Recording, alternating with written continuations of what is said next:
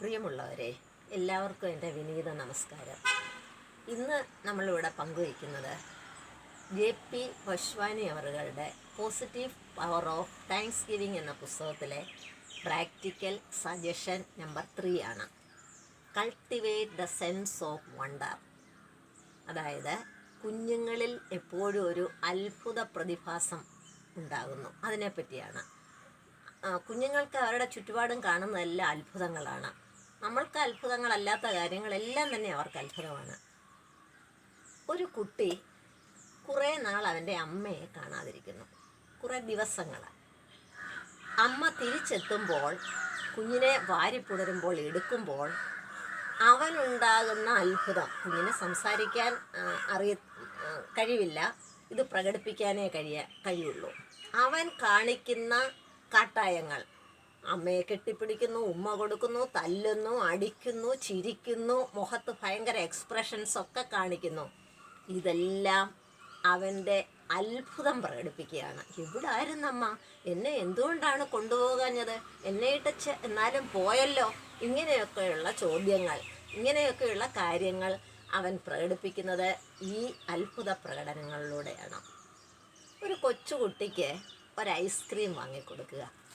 ഒന്ന് ഓർത്ത് നോക്കിക്കേ, എത്ര സ്വാദിഷ്ടമായിട്ട്, എത്ര ആസ്വദിച്ച കുഞ്ഞു സ്പൂണിൽ ഓരോ സ്പൂണും എടുത്ത് കഴിക്കുന്നത്.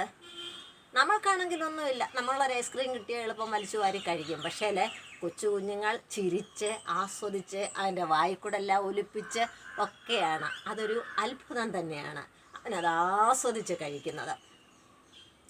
അതേപോലെ ഒരു കുഞ്ഞിനെ കാഴ്ച ബംഗ്ലാവിലേക്ക് കൊണ്ടുപോവുക. അവൻ എന്തെല്ലാം അവിടെ കാണുന്നു? പലതരം മൃഗങ്ങളെ കാണുന്നു. അത്ഭുതം കൂർന്ന കണ്ണുകളോടെ എല്ലാറ്റിനെയും അവൻ നിരീക്ഷിക്കുന്നു. ആന, വലിയൊരു മൃഗം. ജിറാഫ്, കഴുത്തിന് നീളമുള്ള ഒരു മൃഗം. സീബ്ര, നിറയെ വരയുള്ള ഒരു മൃഗം. കുരങ്ങ്, നമ്മൾ കാണിക്കുന്ന പോലെല്ലാം തിരിച്ച് കാണിക്കുന്ന ഒരു മൃഗം. ഇങ്ങനെ എന്തെല്ലാം കാര്യങ്ങൾ അവൻ അവിടെ കാണുന്നത്. ഇതെല്ലാം അത്ഭുതം കൂറുന്ന കണ്ണുകളോടെയാണ് അവൻ കാണുന്നത്. നമുക്ക് മുതിർന്നവർക്ക് ഇതിലൊന്നും അത്ഭുതമില്ല. കൊച്ചുകുട്ടികൾ, നിങ്ങൾക്ക് എല്ലാവർക്കും അറിയാം, മക്കളെ വളർത്തിയ എല്ലാ അമ്മമാർക്കും അച്ഛന്മാർക്കും അറിയാം, നമ്മൾ ദിവസേന ദിനം പ്രതി ചുറ്റുപാടും കാണുന്ന എല്ലാ കാര്യങ്ങളെക്കുറിച്ചും അവൻ ചോദ്യങ്ങൾ ചോദിക്കും. നമുക്ക് ദേഷ്യവും വരും. നമുക്ക് ഓഫീസിൽ പോകണം, അല്ലെങ്കിൽ ജോലിക്ക് പോകണം, പലവിധ ജോലികളിൽ പെട്ടിരിക്കുമ്പോഴാണ് അവൻ അവൾ ഓരോരോ സംശയങ്ങൾ കൊണ്ടുവരുന്നത്. സംശയം ചോദിക്കാൻ കാരണം ആ കുഞ്ഞു കുഞ്ഞു കാര്യങ്ങളെല്ലാം അവരിൽ അത്ഭുതം ജനിപ്പിക്കുന്നു. ഓരോ കാര്യങ്ങളിലും ജീവിതത്തിൽ ഒരുപാട് പാഠങ്ങൾ നമുക്ക് പഠിക്കാനുണ്ട്. ജീവിതത്തെ ഇങ്ങനെ തിരിച്ചറിയാൻ സാധിക്കുന്നത് തന്നെ വലിയൊരു പാഠമാണ്. അതായത് കുഞ്ഞുങ്ങൾ അത്ഭുതം കൂറുന്ന കണ്ണുകളോടെയാണ് കാര്യങ്ങളെല്ലാം തിരക്കുന്നത്. അവർക്ക് നമ്മളത് പറഞ്ഞു കൊടുക്കണം. നമ്മളുടെ ആ ചെറുപ്രായത്തിൽ നമ്മൾക്ക് ക്ഷമയില്ല. കുഞ്ഞുങ്ങൾ ചോദിക്കുന്ന, അമ്മ ഈ ദോശ എങ്ങനെ ഉണ്ടാക്കുന്നത്? അപ്പം അമ്മ പറഞ്ഞു, ഈ കല്ലേലൊഴിച്ച്. അല്ലമ്മേ, അതിനെന്തൊക്കെയാ ചേർക്കുന്നത്? അല്ല, ഈ സമ്മന്തിക്ക് എന്താ ഇത്ര രുചി വരാൻ കാരണം? ഈ ഇറച്ചിക്ക് എങ്ങനെയാ ഇത്ര രുചി വരാൻ കാരണം? ഇങ്ങനെയുള്ള വെറും സിമ്പിളായിട്ടുള്ള ചോദ്യം അവർ ചോദിക്കും. പക്ഷേ ഇതെല്ലാം നമ്മൾ ആസ്വദിച്ച് മറുപടി കൊടുക്കണമെന്ന് വളരെയേറെ വർഷങ്ങൾ കഴിഞ്ഞാണ് നമ്മൾ മനസ്സിലാക്കുന്നത്. കാരണം അന്നേരത്തെ ജോലി തിരക്കിനിടയിൽ കുഞ്ഞുങ്ങളെ ശ്രദ്ധിക്കാൻ നമുക്ക് സമയം കിട്ടുന്നില്ല.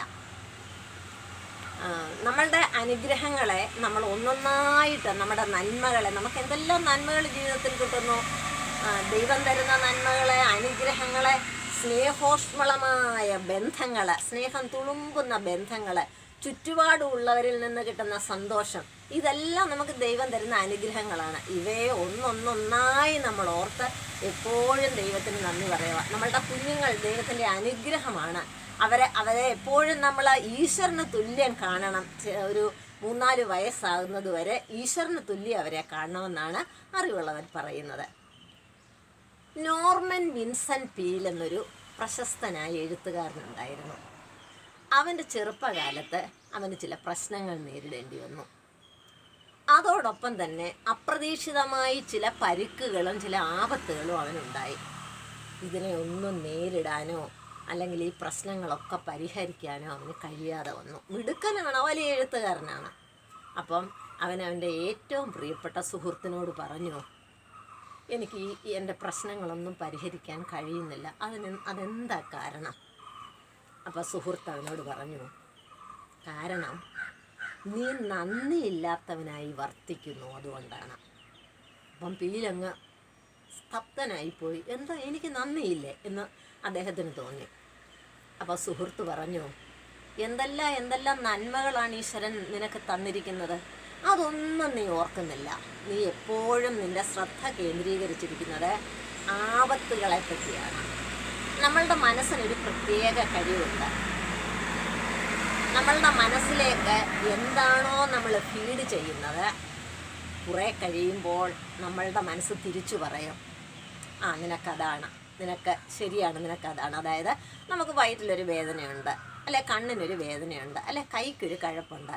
അപ്പോൾ ചെറുതായിട്ട് സ്ലൈറ്റായിട്ടുള്ളതേ ഉള്ളൂ, എങ്കിലും എപ്പോഴും നമ്മളുടെ ശ്രദ്ധ, നമ്മളുടെ മനസ്സ് ആ സ്ഥലത്താണ്. അവിടെ ശ്രദ്ധിച്ചുകൊണ്ടേയിരിക്കും, എനിക്കവിടെ വേദനയുണ്ടല്ലോ എന്ന്. ഈ മനസ്സെന്തോ ചെയ്യും, കുറേ സമയം ഇങ്ങനെ നമ്മൾ പറഞ്ഞുകൊണ്ടിരിക്കും, മനസ്സ് തിരിച്ച് നമ്മളോട് പറയും, ശരിയാണ്, നിനക്കവിടെ വേദനയാണ്. അപ്പം നമ്മൾ നെഗറ്റീവായിട്ട് ചിന്തിച്ചുകൊണ്ടിരുന്നാൽ അത് ശതഗുണീഭവിക്കുന്നു. ഇതാണ് നിൻ്റെ കാരണം. നിൻ്റെ നന്മകളെ നീ എണ്ണുന്നില്ല. നിനക്ക് എന്താപത്ത് വരാനിരിക്കുന്നോ അതിനെപ്പറ്റി നീ ചിന്തിക്കുക. നീ ഇപ്പം ജീവിക്കുക, ഇപ്പോഴുള്ള നിൻ്റെ സൗകര്യങ്ങളും സുഖങ്ങളും ഒക്കെ നീ അനുഭവിക്കുക, അത് നീ ഗുണപ്പെടുത്തുക. സുഹൃത്തിൻ്റെ ഉപദേശം ഇങ്ങനെയാണ് പൂർത്തീകരിച്ചത്.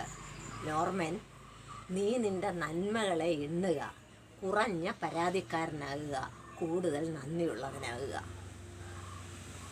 വിൻസെൻറ്റിന് മനസ്സിലായി, നോർമൻ വിൻസെൻറ്റിന് കാര്യങ്ങളൊക്കെ മനസ്സിലായി. വീണ്ടും അദ്ദേഹം പറയുകയാണ്, നമ്മൾക്ക് ലഭിച്ച നന്മകളെ എപ്പോഴും നമ്മൾ ചിന്തിച്ച് അത് നമുക്ക് നൽകിയ പ്രപഞ്ചശക്തിക്ക് മുന്നിൽ നമ്മൾ നമിക്കണം. നമ്മൾ ഒരിക്കലും അത് മറക്കരുത്. നമുക്ക് ലഭിച്ച നന്മകൾ പുതിയ അനുഗ്രഹങ്ങളിലേക്കുള്ള ചവിട്ടുപടിയാണെന്ന് നമ്മൾ വിചാരിക്കണം. എപ്പോഴും നമ്മൾ നന്ദിയുള്ളവനാകുക, പരാതിക്കാരനല്ലാതിരിക്കുക, ഈശ്വരനോട് എപ്പോഴും നന്ദിയുള്ളവനായിരിക്കുക, എപ്പോഴും നമ്മൾ ഈശ്വരനെ പ്രകീർത്തിക്കുക, കിട്ടിയ നന്മകൾക്കെല്ലാം എപ്പോഴും നന്ദി പറഞ്ഞുകൊണ്ടേ ഇരിക്കുക.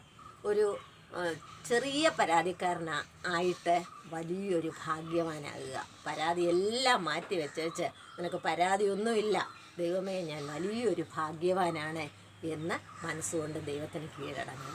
അപ്പം കുഞ്ഞുങ്ങൾ ഓരോരോ ചെറിയ കാര്യങ്ങൾ കാണുമ്പോഴും അത്ഭുതം പ്രകടിപ്പിക്കുന്നത് പോലെ നമ്മളും നമ്മൾക്ക് ലഭിക്കുന്ന ഓരോരോ നന്മകളല്ലേ, വീഴ്ചകളല്ലേ, ദുഃഖങ്ങൾ, ഇതൊക്കെ കണ്ട് അത്ഭുതപ്പെടണം. കാരണം ഈശ്വരന് സുഖം തന്നെയല്ല നമുക്ക് തരുന്നത്, അതിൻ്റെ കൂടെ സുഖത്തോടൊപ്പം ദുഃഖങ്ങളും ഉണ്ടെന്ന് നമ്മൾ ചിന്തിക്കണം. അത് ഒരു അത്ഭുതമാണ്. നമുക്കങ്ങനെ ചിന്തിക്കാൻ പറ്റത്തില്ല, പക്ഷേ കുഞ്ഞുങ്ങളെ കണ്ട് നമ്മളിതെല്ലാം പഠിക്കണം. അവരൊന്ന് വീണാൽ അവർക്ക് അത്ഭുതമാണ്. കുഞ്ഞുങ്ങൾ നമ്മൾ വീണാൽ അയ്യോ ഞാൻ വീണേ, എൻ്റെ കൈയൊടിഞ്ഞെന്ന് പറഞ്ഞുകൊണ്ടിരിക്കത്തേ ഉള്ളൂ. അപ്പോൾ എല്ലാത്തിനെയും അത്ഭുതം തുളുമ്പുന്ന കണ്ണോടുകൂടി നോക്കിയാൽ നമ്മൾക്ക് ഈശ്വരനെ നമിക്കാം, നമ്മൾ ഭാഗ്യവാനാണെന്ന് കാണാം, നമ്മൾ നിർഭാഗ്യവാനെയല്ല. അപ്പം മനസ്സിന് എപ്പോഴും പോസിറ്റീവ് ചിന്തകൾ നൽകുക, അതാണ് നമ്മളെ ഉയരത്തിലേക്ക് എത്തുന്നത്, അതാണ് നമ്മളുടെ ജീവിത വിജയത്തിന് കാരണമാകുന്നത്. നന്ദി, നമസ്കാരം.